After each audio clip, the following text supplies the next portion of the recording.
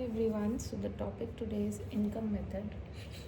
तो इकोनॉमिक्स के स्टूडेंट हम इनकम मेथड के थ्रू आज नेशनल इनकम को कैलकुलेट करने जा रहे हैं.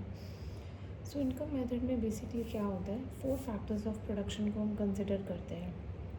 तो इससे जो भी हमारी वैल्यू आएगी नेशनल इनकम की वो सेम होगी, चाहे हम वैल्यू एडेड मेथड से निकालें या हम एक्सपेंडिचर मेथड से निकालें या हम इनकम मेथड से निकालें. तो हमारी जो वैल्यू आएगी नेशनल इनकम की वो सेम आनी चाहिए.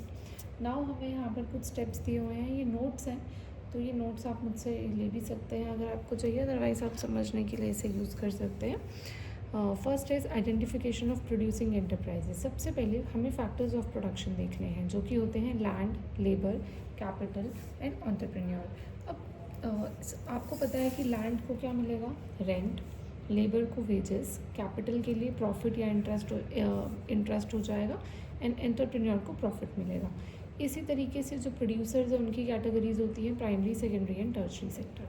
अब बात करते हैं कि हम फैक्टर पेमेंट्स को किस तरीके से क्लासीफाई कर रहे हैं.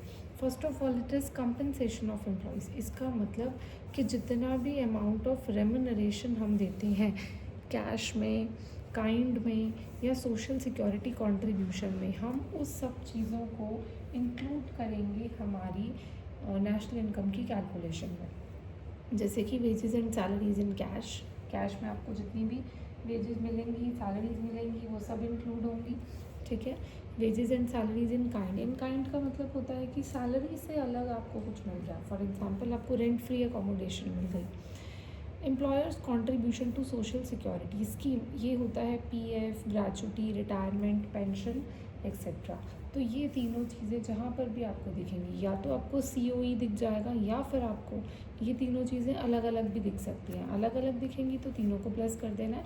कंपनसेशन ऑफ एम्प्लॉयज़ मिलेगा तो डायरेक्ट हम उसे ही प्लस कर देंगे.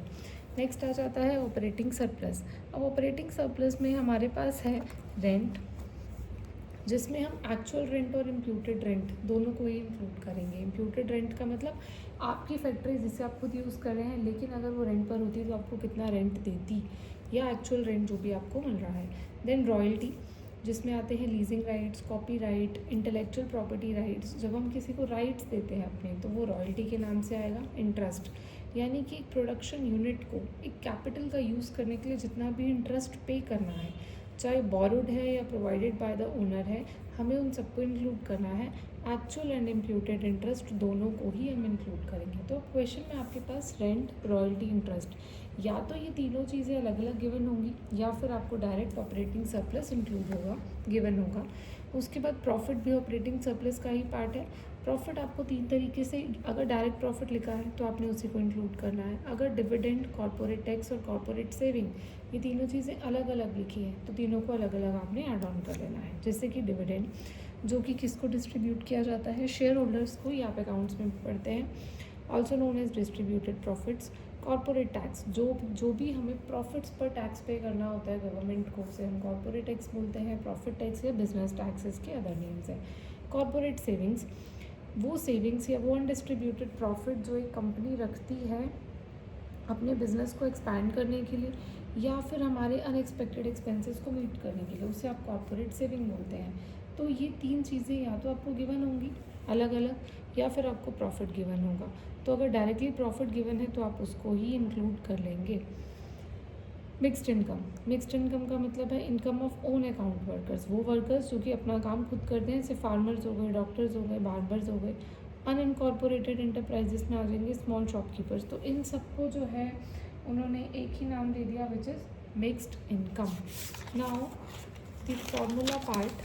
अब फॉर्मूला पार्ट में देखिए क्या होगा.